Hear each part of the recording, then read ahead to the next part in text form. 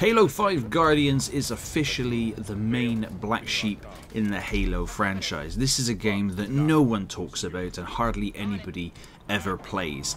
That and the fact that it's locked to just Xbox and is not coming to PC, I think does hurt it. Now, there are some things to like of Halo 5. The Warzone mode was really good, and I had a lot of fun with that. The gameplay was very Call of Duty, and this is where they went full COD with Halo. Now, there's so many things that should have went right with Halo 5 Guardians. It was hyped up to the max, coming off of the heels of Halo 4, but unfortunately, and Infinite does suffer from it a little bit, is I don't think 343 fully knew what the hell to do with Master Chief and the series as a whole, because obviously after the end of Halo 3, the war had ended.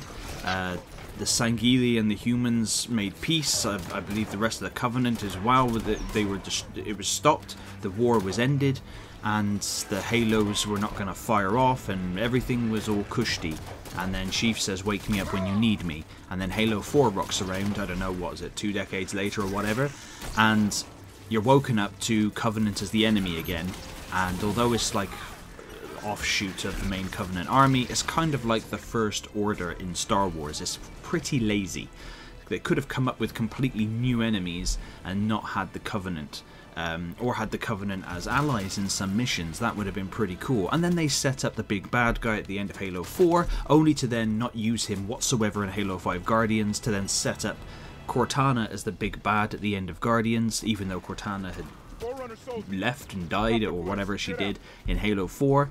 And then of course that was scrapped, so off screen, in between Halo 5 Guardians and Infinite, and it's just one thing after another. And unfortunately they should have, maybe with Halo 4, went straight, if they created it yet, straight to Atriox. That would have been pretty cool. But Halo 5 Guardians suffers from a lot of things that was plaguing the gaming industry around 2015, and it wasn't so much loot crates, but it was like loot card packs, and progression was like unlocking things was hidden in these packs to unlock weapons, skins, armor bits.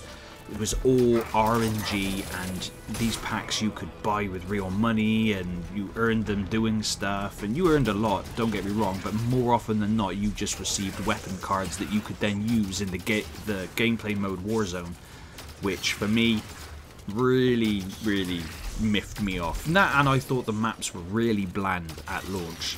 The normal arena maps were really boring and looked like they were just all made in Forge with the bare necessities of what you can use in Forge.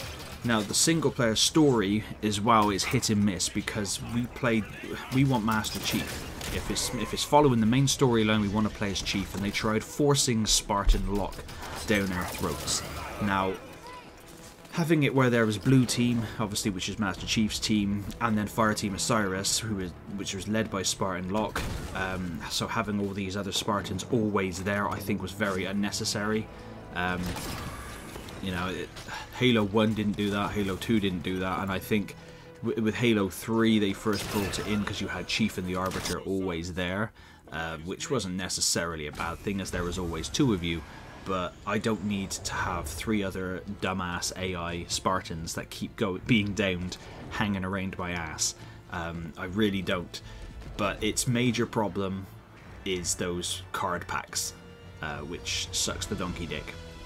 They should never have put that in there, and it made multiplayer an absolute grind, which it shouldn't have to be. That, and you'll probably notice on this gameplay I keep meleeing or zooming in a lot, and that's because I've been playing a lot of Master Chief Collection, so I'm trying to use reload, which is RB on that, and instead I'm just meleeing or aiming, or I'm pressing the wrong buttons all the time, because it's just very Call of Duty-ish buttons, and it took me a little while to get to grips with it. But unfortunately, Halo 5 Guardians is my least favourite Halo, and I do hope it gets included into the Master Chief Collection at some point and ported to PC, so that it can't be forgotten, because there is some good in it for those that like there are some cool moments in the campaign. There's a lot of challenge with the legendary mode, of course, but in terms of an overall package, it was a massive letdown. And I mean, I hope they bring the Warzone map, Warzone game mode back in some fashion. I thought that mode was really kick-ass, and I'd like to just see that in the Master Chief Collection. That would be really good. But let me know in the comments down below what you thought of Halo 5. Was this game for you, or is this one that you just completely skipped because of everything you heard? And as always, thank you very much for watching.